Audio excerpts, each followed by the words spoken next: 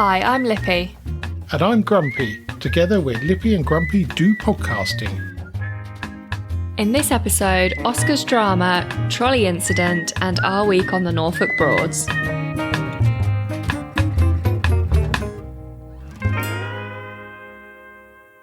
Now, Lippy.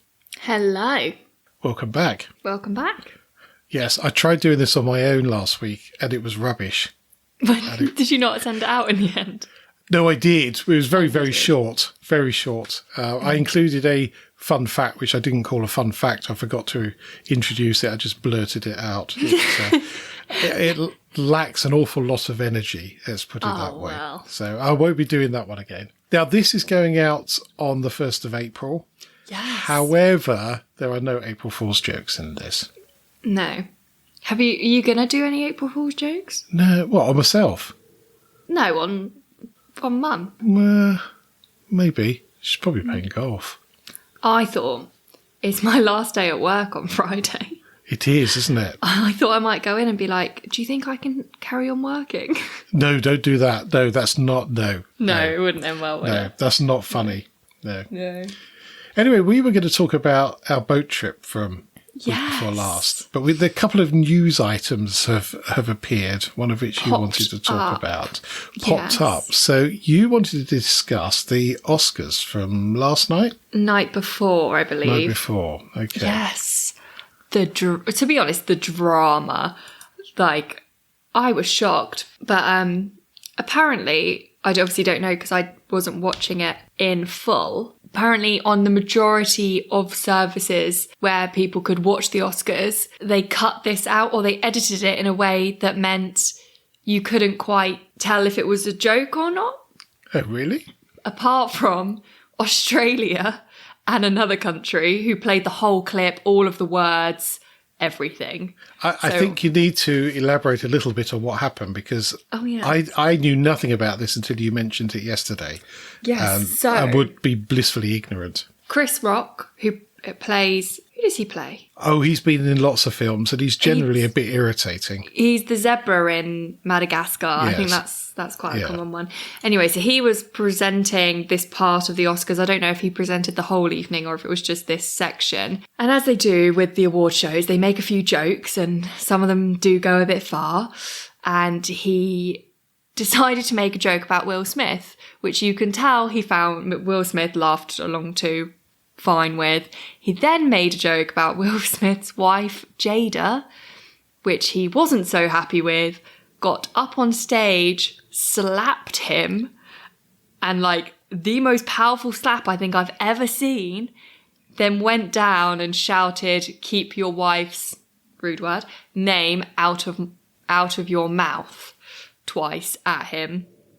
And he was, I think, to be honest, in the situation, Chris Rock dealt with it very well. He just said, "Yep, sorry, I won't mention her again." And just kind of moved on and said, that's going to go down in history as a TV moment. Yes, I suspect it is. I've read a number of different opinions on this today.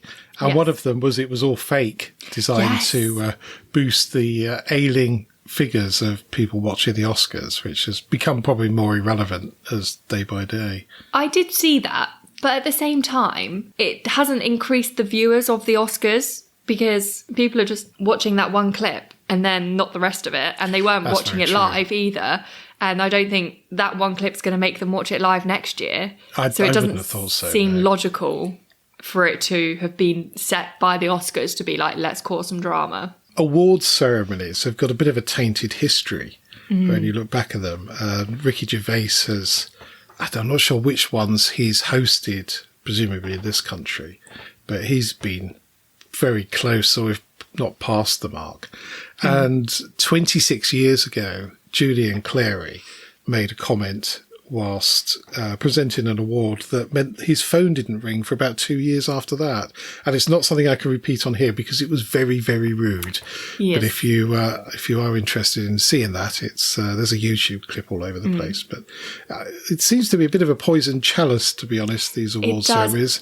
Because I feel like the presenters are there to kind of make lots of jokes, make it a bit more interesting, but they do just go a bit too far sometimes. It's kind of weird because the footage that you can see of it Will Smith looks like he's laughing to start with, but you can tell Jada was not happy with the joke because the joke was about her hair, and unfortunately she has alopecia, so she can't grow hair. So it was a very touch and go subject to make a joke about.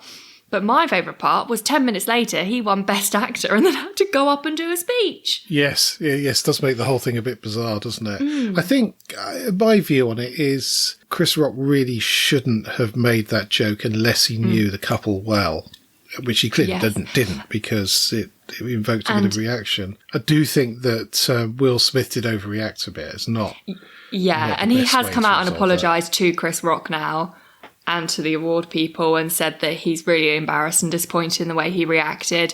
But Will Smith's had a lot of issues recently because his wife cheated on him, and it didn't come out very long ago. And I think they've been having a rough patch. And I think he saw that she wasn't impressed by the comment and he wanted to stand up for her, and he just took it. It was all a bit much. Yeah. One of those unfortunate incidences, I think. Yes, definitely. Well, there was talks of him getting his award taken away from him. Does seem a bit extreme. Which, it does seem a little bit extreme. But talking of incidences, I went to visit my mum yesterday, who has Alzheimer's. She's 90 in June, and took her to the garden centre. It took her quite a bit of time to convince her she wanted to go out, despite the fact she kept saying, I want to go out. So anyway, we went to a very nice garden centre, and we had a cup of tea and some cake, and picked up some compost and some stones and a planter and some plants. And so it's all on the trolley, and I'd managed to park quite close to the exit, past the tills. So pushed the trolley, left it at the back of the car, while I went to unlock it. And I said, I'll just hold on to that. So she's hanging on to it. So I walked round, unlocked the door, turned round to see the trolley disappearing off down the car park, followed by what I can only describe as an 80-year-old Mr. Bean moving as fast as possible, but slower than the actual trolley. So fortunately, there didn't appear to be much of a slope, so it didn't pick up very much speed and didn't crash into anything. But it was one of those things, I wish I'd filmed that or been able to film it, because it was absolutely hilarious. We both had quite a laugh about it. I can really picture that in my head, her stumbling along trying to grab the trolley. And also she was wearing this phenomenally long coat that comes down to just above her ankles. And if you've ever seen Hot Fuzz, there's a character in there that wears a long coat in the summer. And he's got these two massive great guns in there, the scene towards the end. So it was a little bit like that, but shuffling along like some cross between Mr. Bean and C-3PO from Star Wars. It's very funny. Very funny. Anyway, back to our boat trip. Yes. So for listeners who don't remember the sorry tale, wife of Grumpy managed to lose 2 passports, which we only discovered about 10 days before we were due to go. Yes. And it was impossible to get replacements in time. Then Chris hurt his knee in a football game, so he would be unable to ski. And to be honest, I don't think I would have had the energy to do much skiing. No. So all in all, plus the cost of petrol going through the roof, so it would cost us a fortune to get down there. So with all of that, we cancelled that and decided to hire a boat on the Norfolk Broads. We did. Well, I have a list of observations.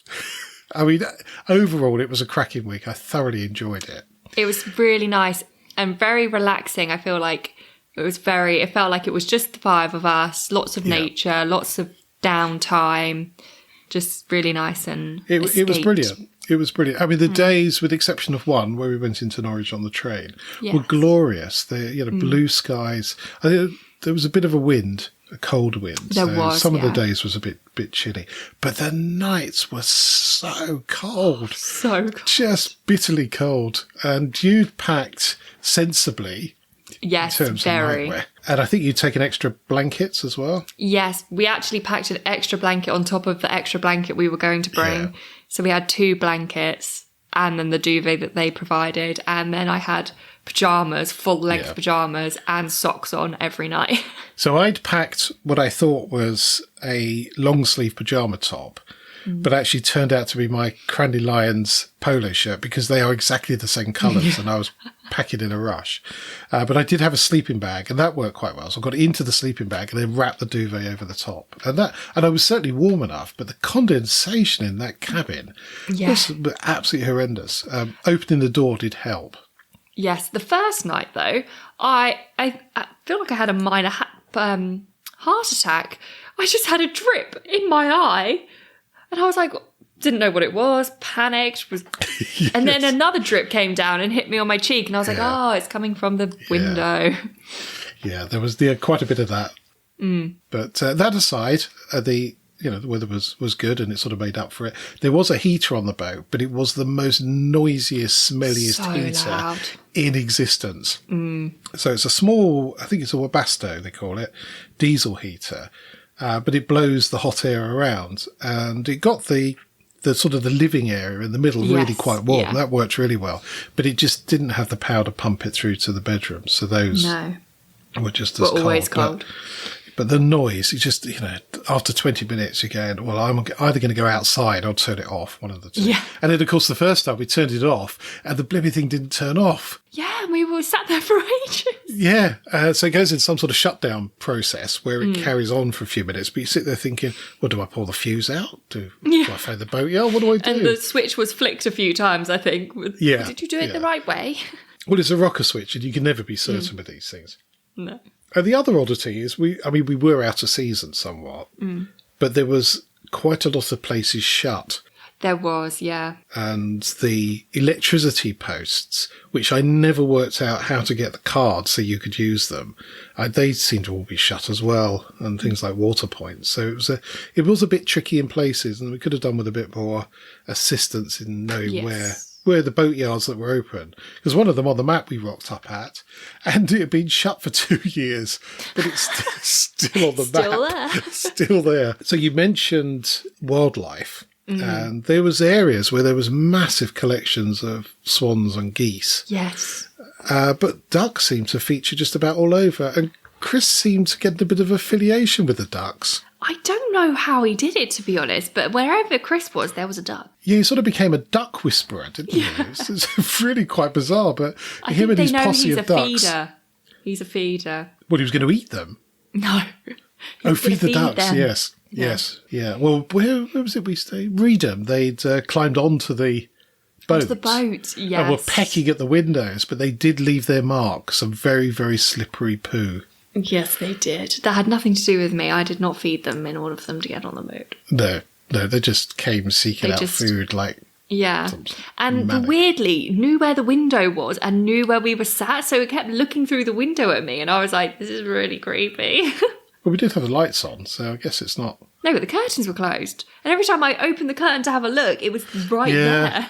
Yes, that's very... Well, maybe they were all lined up along the side. Just waiting. So one of the advantages of not going skiing, I thought, was I wouldn't injure myself. Yes, we did think that would be an advantage, but... It didn't happen, though, did it? It didn't happen, no.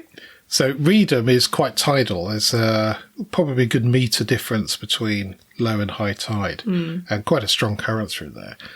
We got off the boat to go to the train station in the morning at pretty much high tide, and I got one leg off, and then I got my foot caught on the edge of the boat and just went flying, fortunately onto the slightly muddy path rather than not into the water. Which, for a moment, it did look like, because you tend to try and stop yourself when you fall, like most people do, and it looked like you were going to stumble forwards a bit, in which case you would have just gone straight headfirst into the water.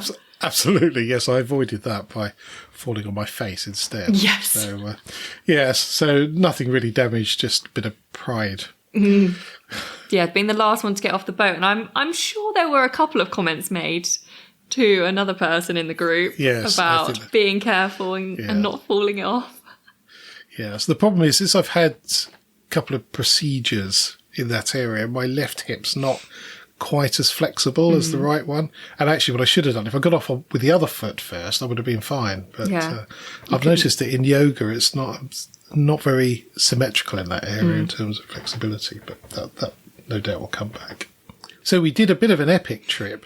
We did. Through Great Yarmouth, which needed some revision of tide timetables, which I haven't looked at in over 20 years, I shouldn't think. So there was a little bit of panic on my part, hoping that I'd read these things right, because the boat wouldn't go under the bridge. If it was high tide. At all. And not to mention the currents as well. Does make it a bit tricky. Those boats are limited somewhat. And on the way back, we were a little bit earlier, so it was just the start of slack water, but there's still a bit of a current coming out of Braden Water, which we just come across, which then meets the River Yar, I think it is, or Bur, that goes up to the Norfolk Broads. But the problem is, of course, you're being pushed in two directions there. Yeah. So we had the boat flat out, and there was a point of shit, we're not going to make this. We're going to crash into the bridge. It was very spectacular driving, to be honest. Yes, but it was just we got around one obstacle, and Charlotte, who did most of the driving and did a very, very good job, she said, oh, we got around that one. And I'm thinking, no, because we're now heading to the edge of the old bridge. So I just push it as far forward as you can get. Yeah. But, so that was, I was a bit nervous. I was glad when we got past that. Yeah. But, we did spend the next hour or so with it on full throttle and not actually making the speed limit. So there's quite a bit of current at that point. Oh, you'd be interested to know we used £84 worth of diesel. I didn't think it was too bad, and probably most of it on that trip out of Great Yarmouth with it on full throttle. And the other thing we had, I can't remember the days, because they all sort of merged into one. I think we went to Norwich on the Wednesday? Wednesday, yeah. So Tuesday afternoon, we crossed Braden Water, and it was a bit breezy and a bit chilly. But both wife of Grumpy and Charlotte said, the sky looks really orange. And this was the day before the Sahara sand drop. So the following day, or was it that night? So we got up and the boat was covered in orange sand. So it was the Thursday we went to Norwich. No, it was Tuesday. Wednesday. Because we were going to go Thursday, but it meant too much of a jump back. But also, Wednesday was the wet day, I think. Yeah. So we were walking back from Norwich when the rain started. Yes, that's right. And so it was Wednesday night, yeah. So I remember seeing Chris's jacket, I think. I was like, why is the rain dirty? And then when we woke up the next day, we had an orange boat. It was a bit of an orange boat. My car's still orange, actually. And it does need a bit of a wash. Interestingly, a friend of mine who's got just bought a house in Malaga in Spain, he was there this last week, and they had another dump of sand there, and they said it's the worst they've had. It's clogged all the drains of the street up, and it's just like a brown mess all over the place. So it has caused a few problems. I don't know why it suddenly started coming over. One of the mysteries to me about boating is this business of toilet pump outs. Yes. And I remember I've been a couple of times with a group of lads, and one of the must have been 1981. And it was the week Prince Charles and Diana were married. And it was a bank holiday on that day. And I think that must have been a Wednesday. And nowhere apart from the pubs was open on that Wednesday. And there's 12 blokes on this boat. And we are desperate for a pump out. It's boiling hot as well. The toilets were stinking. So I remember that very clearly. In other trips, I don't remember whether we had a pump house or not. But I asked the guy before we left, I said, what do we do about toilet pump house? And he said, I think probably about Tuesday. Bearing in mind we picked the boat up on Sunday. And I'm thinking, that's a bit early, isn't it? So I said, how do you tell? And he said, it will start smelling. But we managed to get away with it. Yeah, either we were all nose blind by that point. Well, I don't think so, because we could smell other stuff. Yeah, true. And wife of Grumpy can smell poo from about 100 yards. Secret talent of wife of Grumpy. Yeah. So I don't know whether it's just a bit of a con, really, this pump out, because obviously you've got to pay extra for that. I guess it depends how much you're using the toilets. We did spend a whole day off the boat. Yes, we did. And there was only 5 of us on an 8-berth boat. So. And personally, I went off the boat as much as possible. Yes, indeed. But as you say, there was only that one day we really had access to toilets apart from evening meals. But for me, it's a bit late there. But we did have one blockage, but we won't go into that. No, that was nobody on this podcast. No, absolutely not. One of the things we did find fairly early on in Wroxham was a teapot that pours properly. Yes, we did, didn't we? In that little cafe. In that cafe. But we mentioned it to the owner. I mean, we've got a little video clip, actually. We'll stick on Instagram. We mentioned it to the owner, and he said, oh, no, I know what the problem with this is people pour too fast. And I thought, no, that's nonsense. Anyway, when I was having a cup of tea with my mum yesterday at this garden centre, it came in with little teapots of a similar sort of design. And I went to poured it too fast, went everywhere. But okay, did you then try and pour it slower? Slow it down, it was absolutely fine. People so are he just may be rushing onto to get something. their tea. Yeah. Yeah. Yeah, so next time I come across one of the teapot designs that I don't think pour very well, pour it slow and see. I shall try it slowly and see. We've got some where I work. I'll try one. Oh, have you? I think so, yeah. Yeah, well, they're all over the place. I think we may even have one here, actually, somewhere. back of the cupboard somewhere. And talking of a mess, the mud anchor that you get with the front. Oh my God, that was awful. And heavy. It is really heavy, and it's doubly heavy because it's got a ton of mud on it as well. Yeah. But the problem is you think, well, I'll just swish it in the water, get the mud off. But then you worry, well, this is quite heavy. If I swish too hard, I'm going to put a hole in the front of the boat. So you end up just pulling a whole load of gunge up. Yeah. And then, did we have a mop? No.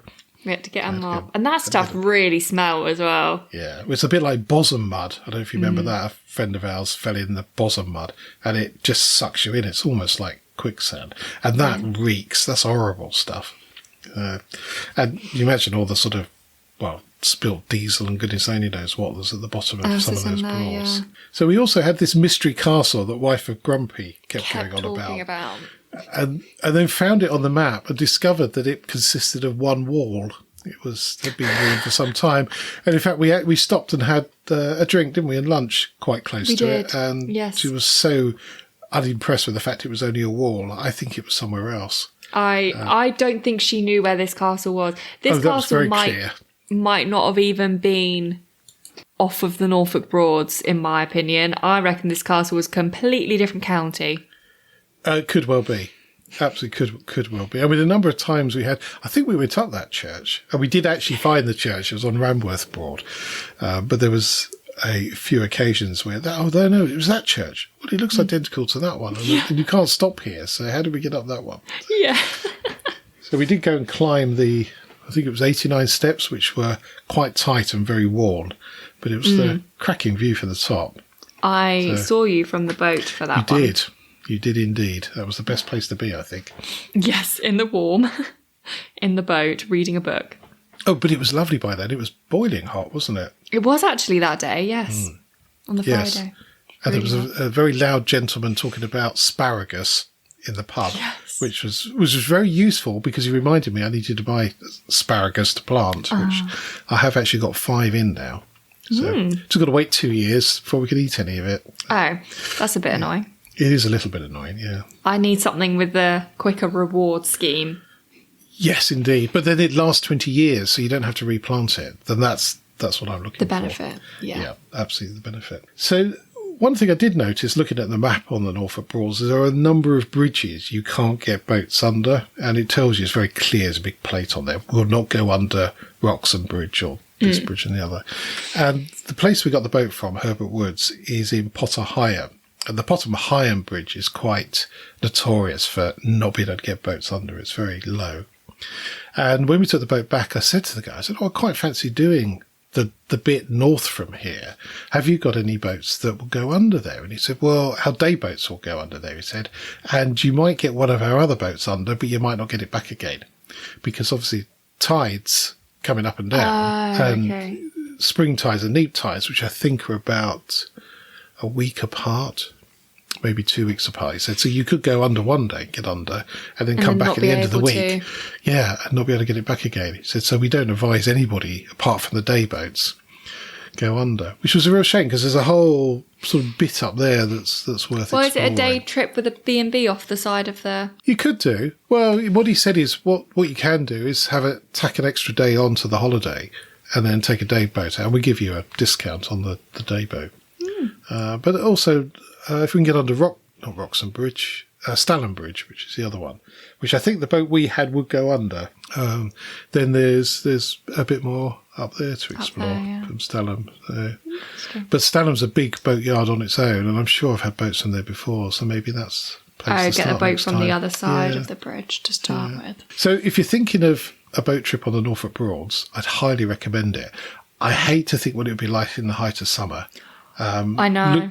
Looking at the number of boats in the boatyard, and that's a relatively small one compared to, certainly, the ones at Stalham.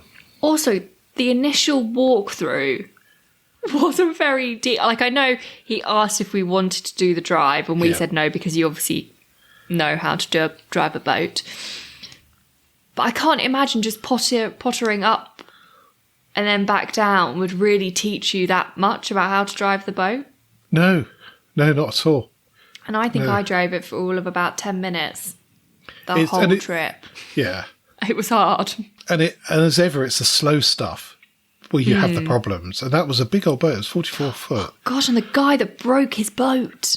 Oh, God, yes. We didn't mention him. No, we didn't. No. So it was the first day, wasn't it? It was the next morning, I think. Yes. Yeah, it was a Monday. So we had parked up Charlotte again. Beautiful parking, but quite a tight little one between two boats. Didn't hit anyone. Didn't hit the back. We jumped off. We tied up. It was rear. What do they call it? Rear mooring. Stern is what they call it. Rear mooring. Good grief. So the next day we woke up and we were kind of pottering about getting ready, and we were out on the dock part, and I think you were sat inside, maybe? I saw it, but I can't think where I was to see it. And Charlotte, Chris and I were sat at the top, and we were watching them, and we all looked at each other and we were like, he's going way too fast to be doing that. And whereas I think you're meant to drift in, aren't you, backwards? Stop accelerating at some point and let the boat just drift in so you don't hit it hard. Yeah. I mean, the thing is, you have very limited steering going backwards because the rudder is in front of the propeller going backwards. You do have, and I was going to mention this, a bow thruster. And that is, if you can get a boat with a bow thruster, then you can cover up a multitude of sins. So what we would do is Charlotte would get it sort of lined up and control the speed, and then I'd swing the front round with the bow thruster to get it straight. And it works really well, to be honest, that process.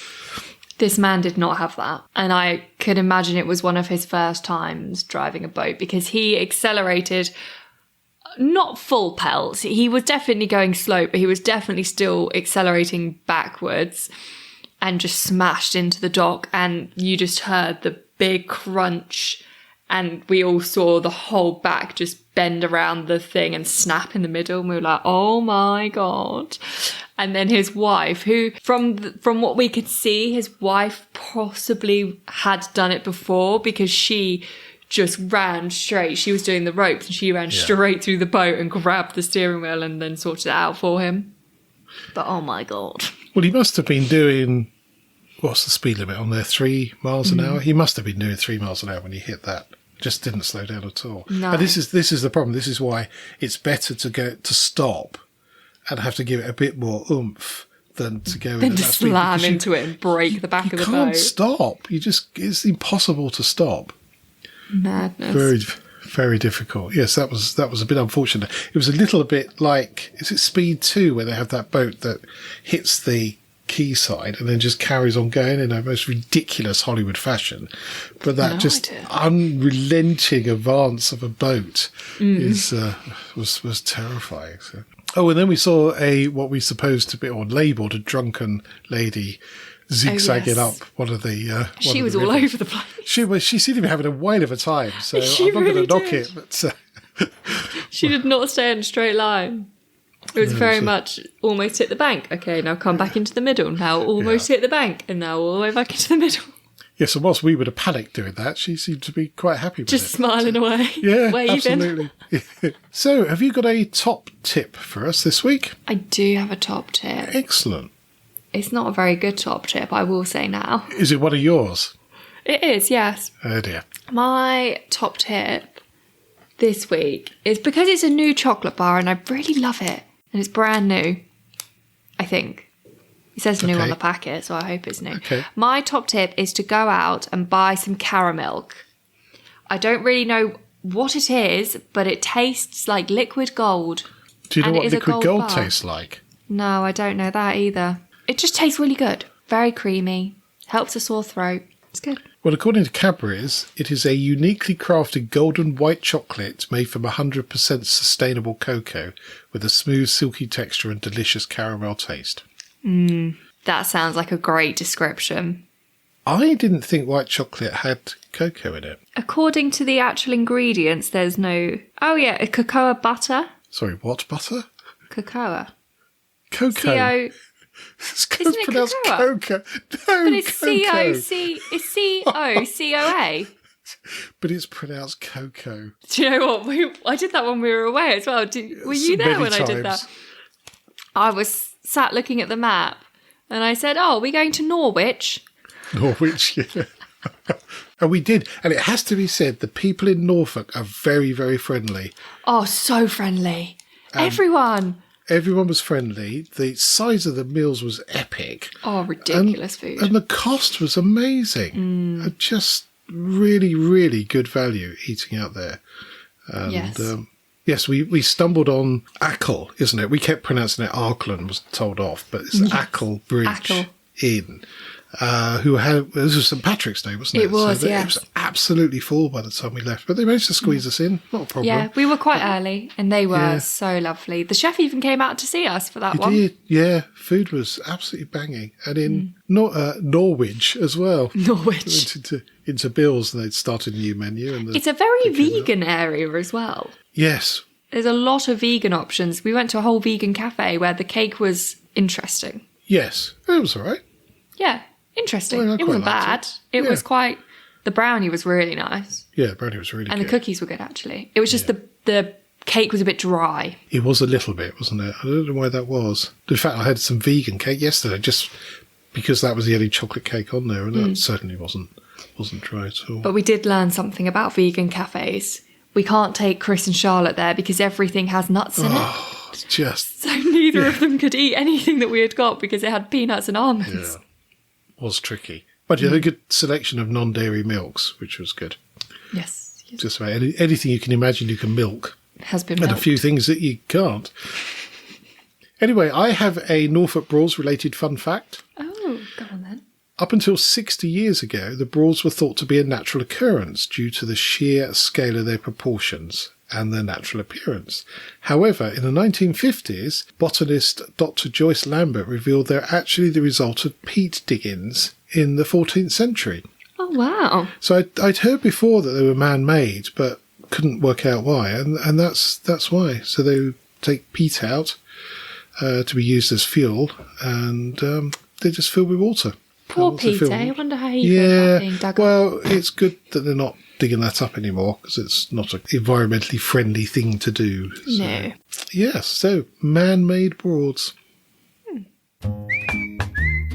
That's it for this podcast. Thank you so much for listening.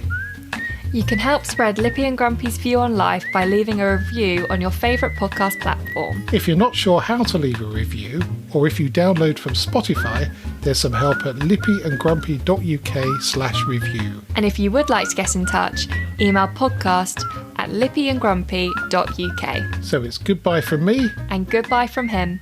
Goodbye. Bye.